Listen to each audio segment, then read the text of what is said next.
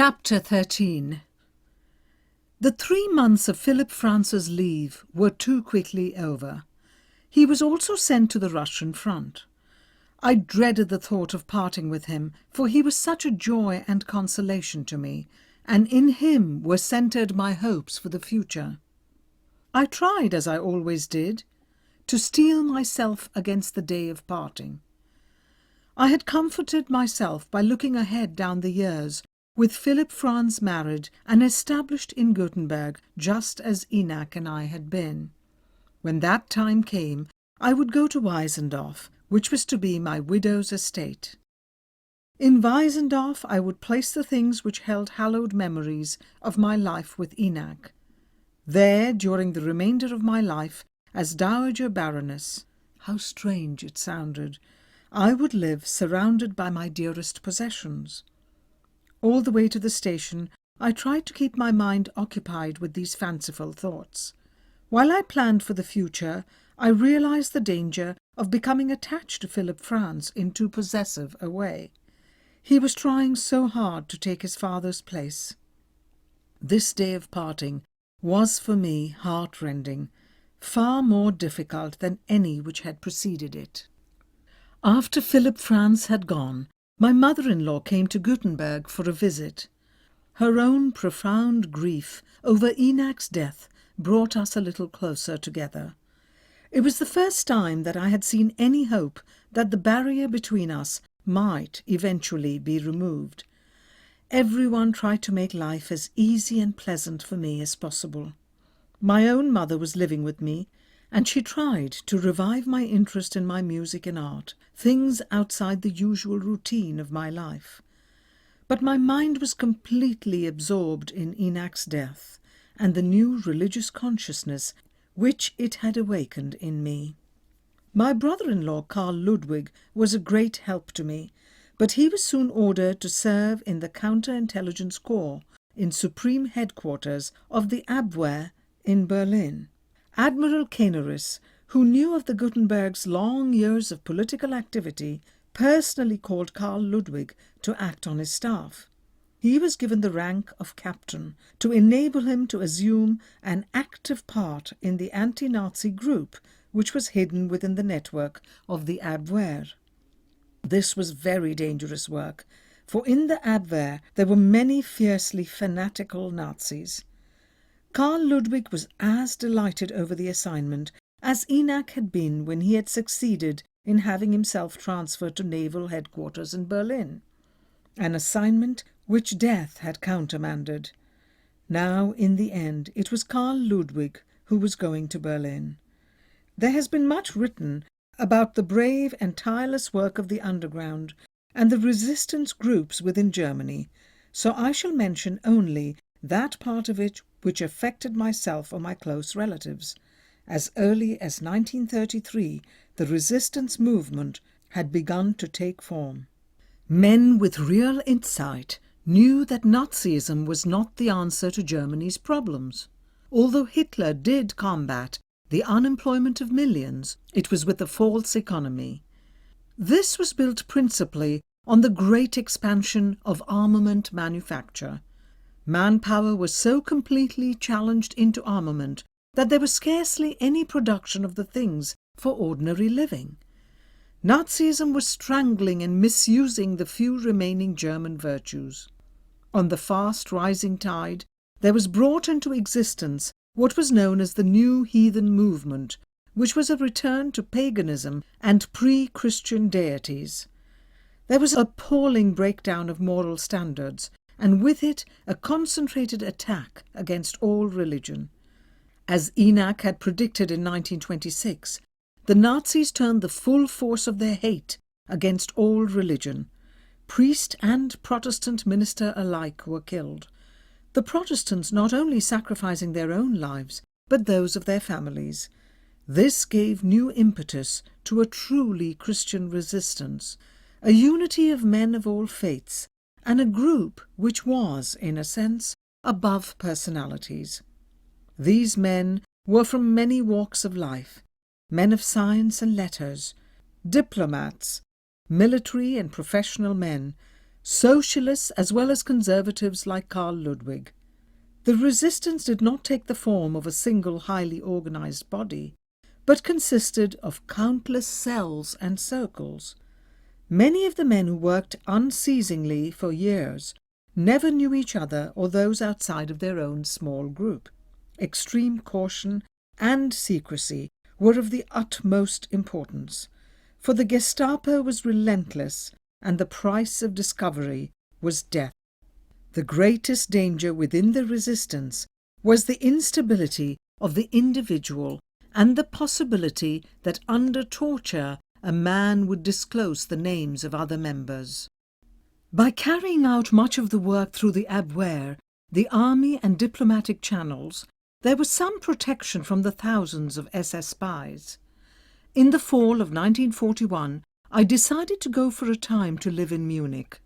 I wished to place the girls in school, and I could not bear the thought of being separated from them. In Munich I found a pleasant house, and it was the first time in my life that I lived in one that was modern. I had some of the 18th century pieces sent from our Wurzburg home, and they fitted perfectly into the small light-coloured rooms. It was like being with old friends to have some of our favourite possessions around us. With 2 younger servants came my faithful Gretchen and cook, both now grown quite old. They seemed to be delighted with the novelty of running a modern house. Enak's little dog, Putzel, soon assumed the role of master of the house.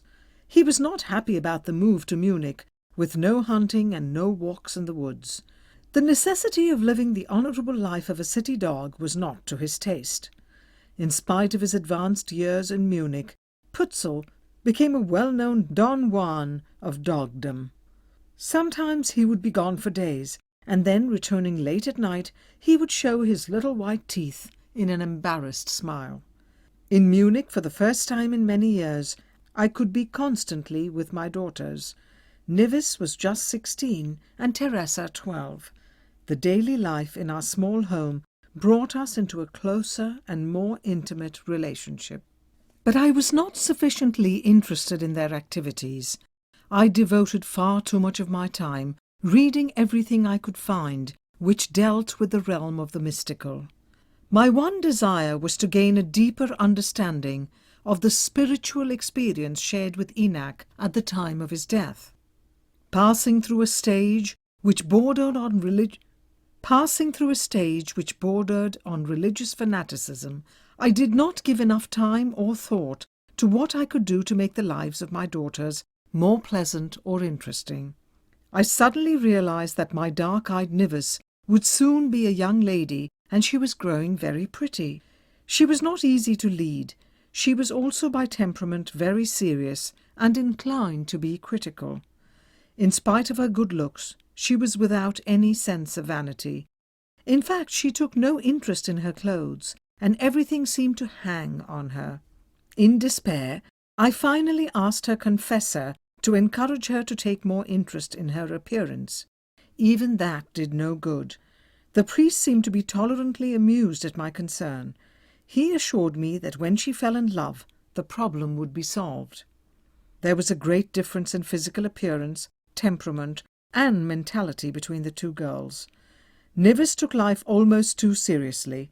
She was a conscientious student and on the rational side. Teresa was already taller than her older sister, still blonde, and with great candour in her blue eyes. Teresa was far more easily handled. For her, life was a pleasant thing, and her studies not too serious. She was gifted in music, and even as a small child appreciated the beautiful. She still succeeded, as she had as a young child, in charming what she wanted out of everyone, including her mother. Both girls adored their brothers. Teresa would come running to my room each morning before she went to school, asking if there were letters from the boys. Now all our life seemed to revolve around the arrival of the mail. In spite of air raids and war restrictions, we soon adjusted ourselves to a life which was almost normal. But being away from Gutenberg had some disadvantages. One was the problem of food. With 2 growing girls, The scant ration of bluish milk was a worry to me. There actually was no good milk, and it was forbidden to have a cow or even a milk goat. I heard about a rare breed of milk sheep raised in Holstein, and I decided to get one. When the milk sheep arrived, there was great excitement, and the entire household assembled to admire its huge udder. The next morning at breakfast, everyone waited expectantly for the rich milk.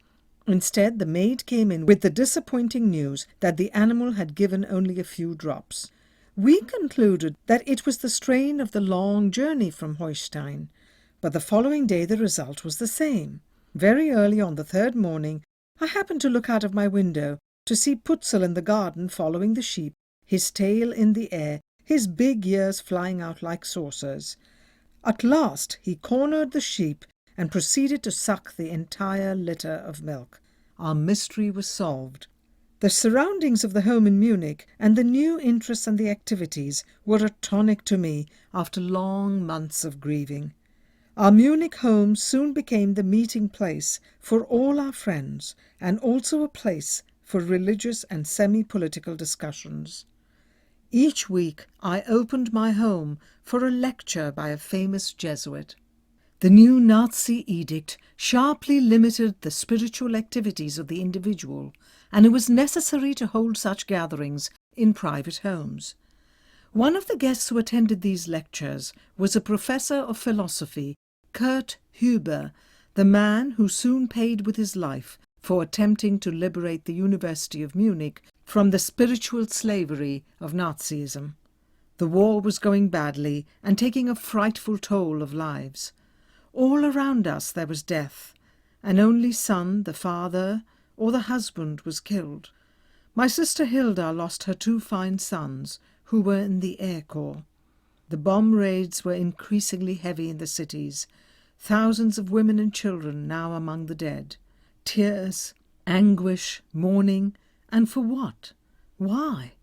It was difficult to explain to my bereaved friends what Enoch had impressed on me, that sacrifice, if offered to God, is sanctified, even when given in vain. Early in December of 1941, the news reached me that Karl Berthold, the son of Clemens and Elisabeth Stauenberg, had been killed near Moscow. It was my sad duty to take the news of his brother's death to Markhard Stauenberg in his Munich barracks. I went at once to Jettingen, where all of the family came for the Requiem Mass, and to give what comfort I could to Clemens and Elizabeth. So the sword of war now struck close to their hearts. I had to drive frequently to Gutenberg and to the other properties, working out with the managers many serious problems. On my way from Munich to northern Bavaria, I usually stayed in Jettingen with Elizabeth and Clemens.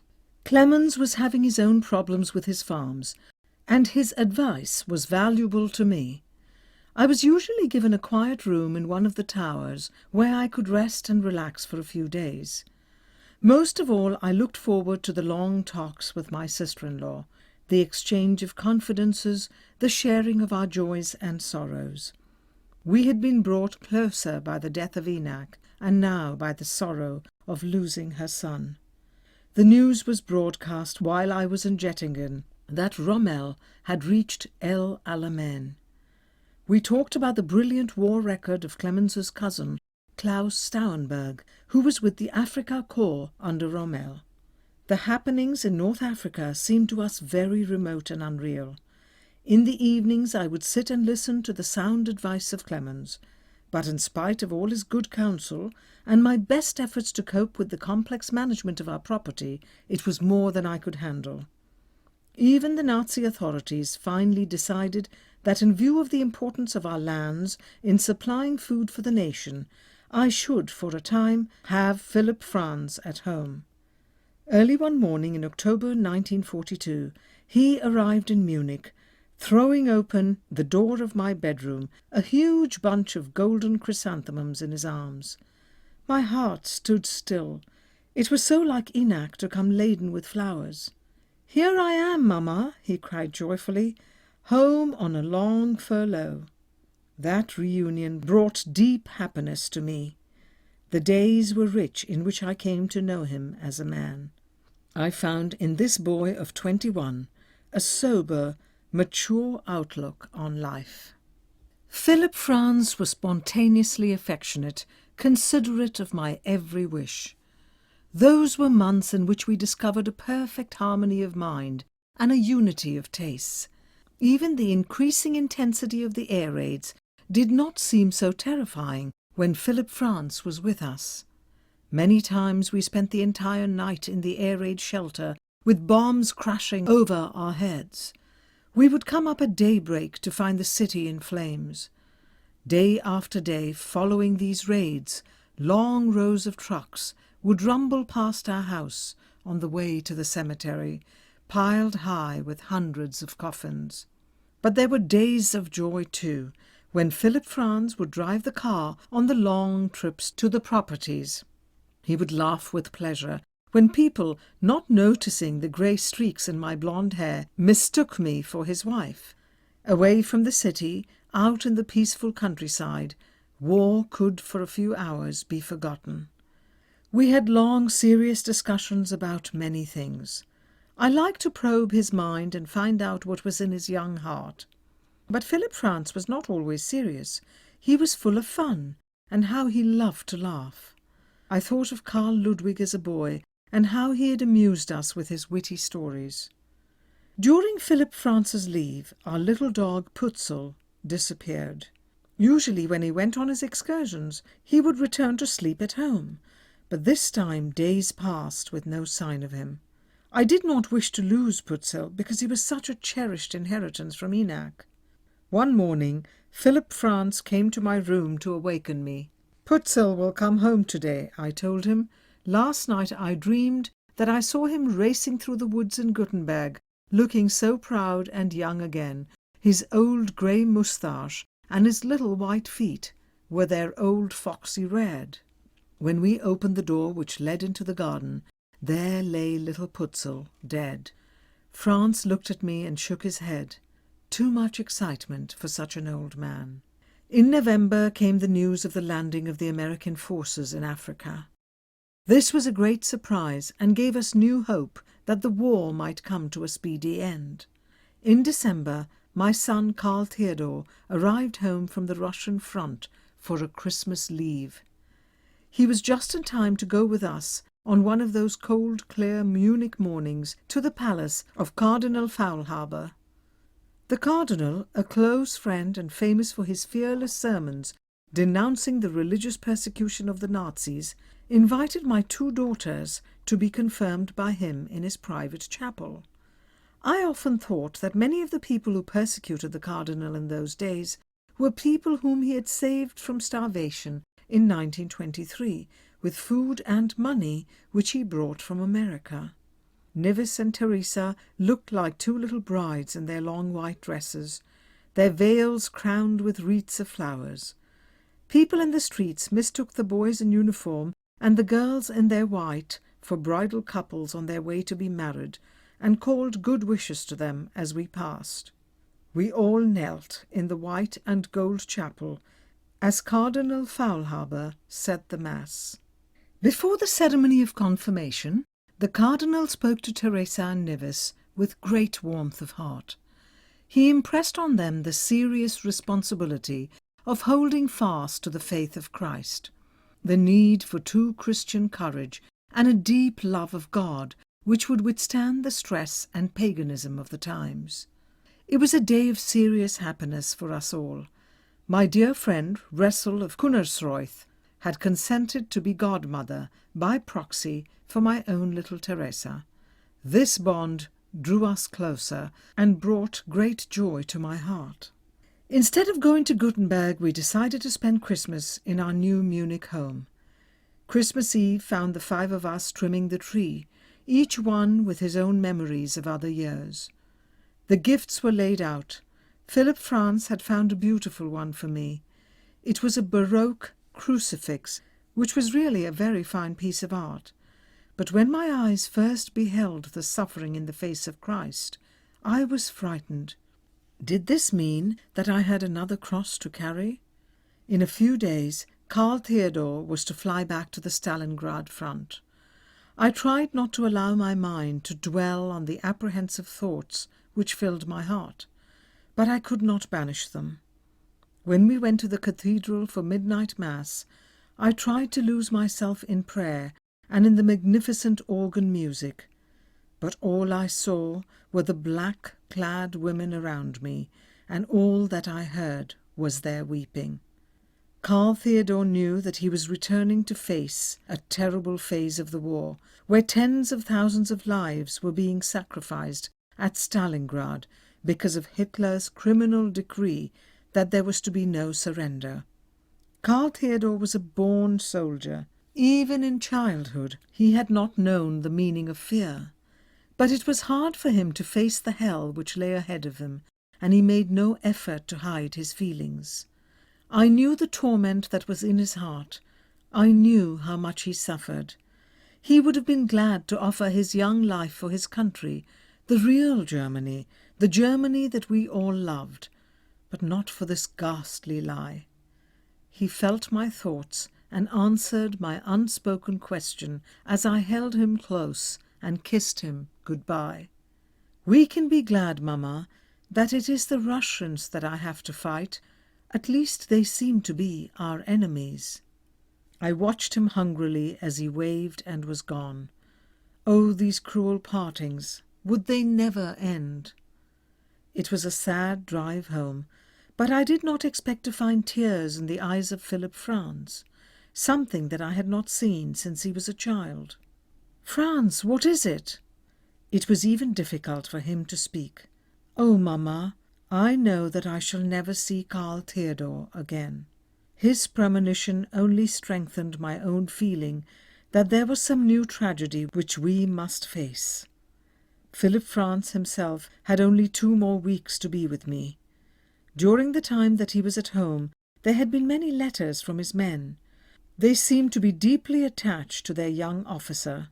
One day he said to me, "I have had another letter from one of my men. He says that if only I were there with them, they would feel safe. My men need me. That is the one consolation for me in having to go back to the Russian front." A few nights before Phillip-Franz left, we went together to a ballet at the Opera House in Munich.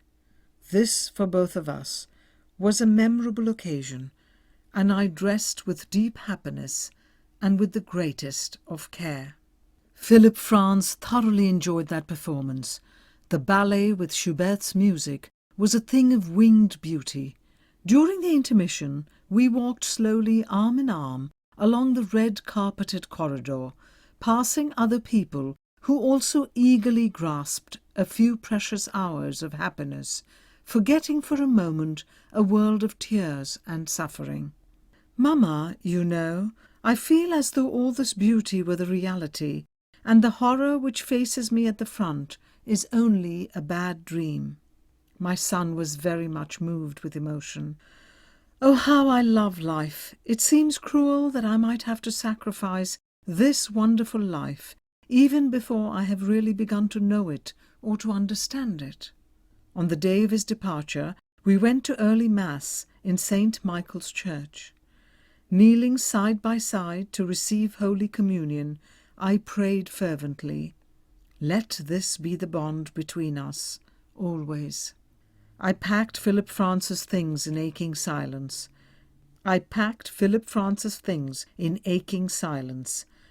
Everything that was to be said had been said. As we embraced, the eyes of my son were calm and filled with that heavenly light and high purpose which I had so often seen in Enax. Then the train carried his dear smiling face away. 6 days later, I was out walking when I suddenly experienced a peculiar sensation. It was as if my feet did not touch the ground, and the same light which shone in Enak's room of death surrounded me. "One of the boys!" I cried aloud. "Oh God, do not ask the sacrifice of another precious life." On coming home from town, a few days later, I found Elizabeth Stauenberg waiting for me in my room. She came quickly and put her arms around me. "Dearest," I knew what was coming. I had known for 2 days. "Dearest, there was a telegram." Franz. Franz? For a time my mind seemed to be paralyzed. The first thing that I could remember was a prayer. "My heart is ready. O God, my heart is ready." I knew that the heart of Phillip-Franz was ready. It was my own heart, which was not strong enough to bear this blow. I thought of all the dreams and hopes that I had cherished for Phillip-Franz. Now for him there was only a lonely grave in far-off Russia. The following Sunday I attended evening mass in the cathedral. Vividly I felt the union in holy communion with my child. This shall be the bond between us always. I rose from my knees at the communion rail and started down the steps. There before me, standing in the centre aisle, was Rezel of Konnersreuth, looking at me with her clear, compassionate eyes from under the black shawl which she always wore in church. Rezel had come to see me, to comfort me. My daughters and I waited for Rezel at the main entrance, but the cathedral emptied and there was no sign of her. I sent one of the girls to see if by chance she had gone to a side door. She was not there. How could we have missed her? I felt hurt that Rezel had not waited. I did not even hear from her. But I did learn the following day that she was in Eichstätt, about 50 miles from Munich, so I decided to go to see her. Before I could even speak, Rezel came to me and took my hand. "Your Franz," she said. "I liked him more than I can say. But you know, I believe he was just the kind of clear young soul whom God wishes near him in times like these. I won't pray for him, but I shall ask him to pray for us, that we may pass through these days of trial in safety of spirit." "Rezel," I said reproachfully, "why didn't you come to see us when you were in Munich? When I saw you in the cathedral, I thought that you had come for that purpose." "But I have not been in Munich," she protested. I looked at her in astonishment. "I saw you in the Munich cathedral last Sunday evening. You know yourself that I could not easily mistake someone else for you." I saw your eyes looking intensely at me. You stood in the centre aisle, directly at the foot of the steps to the communion rail. Rezel smiled. "I do not think that you mistook someone else for me. You know it sometimes happens that people see me near them when I am with them in spirit and prayers. I thought much of you, dear, when the news reached me about Franz." After a few hours with Rezel, I returned to Munich, comforted and much more calm. Karl Theodor was given a short leave to come to see me and was flown out of besieged Stalingrad. The German Sixth Army Group was now completely encircled. Karl Theodor arrived with a new burning intensity in his eyes. He too seemed to have become kindled with the same fire which had been in the eyes of Enoch and Phillip-Franz. Karl Ludwig, whose work in the Abwehr was now in Zagreb, Yugoslavia, came to be with us for a while and to attend the Requiem Mass for Phillip-Franz. When we returned from the church, we all sat in the drawing-room in silence. None of us could throw off the profound grief of this terrible blow. I noticed how tired and aged Karl Ludwig looked, and he was only 39. All the joy of life seemed to have gone from him. The terrible strain of his work had taken its toll. I thought of the old days when he had been so filled with laughter and fun, all his witty stories, the happy days in Gutenberg, the happy days of the hunting parties in Weisendorf and Greifenstein. Those memories were like some remote dream. He and Karl Theodor talked long and earnestly about the situation in Stalingrad. They discussed how General Paulus had repeatedly implored the Führer to allow the surrender of the hopelessly trapped men. There was starvation and epidemic, lack of equipment and ammunition, with not the remotest possibility of holding the position, and still Hitler would only say, "A German soldier never surrenders." What a cruel, stupid statement! Karl Ludwig's face grew more and more sad as they talked. It was his conviction that Stalingrad was the strategic point from which to deliver the blow against Germany's criminal leaders. The cruelty of Hitler's determination to sacrifice thousands of men rather than admit his error certainly should open the eyes of the people to the truth. It was a psychological moment for a revolt. But as usual, not all the men in the resistance were in accord. Some of them were not yet willing to run the great personal risk involved. "Why can't you force the issue?" my son asked. Karl Ludwig shook his head. "Still we must wait. But the day is coming soon. I can promise you that. The day will be soon." Even in speaking of his friends by name, there was great tension in Karl Ludwig's face. Some of his close associates had already been discovered to be traitors and had heroically endured the Gestapo torture without revealing the name of a single man in the underground. A few days before my son was to fly back to Stalingrad, that city surrendered in spite of Hitler's order. Karl Theodor was instructed to remain in Munich until he received another assignment. On my knees, I thanked God that by the grace of a few days, Karl Theodor was not a prisoner in Russia.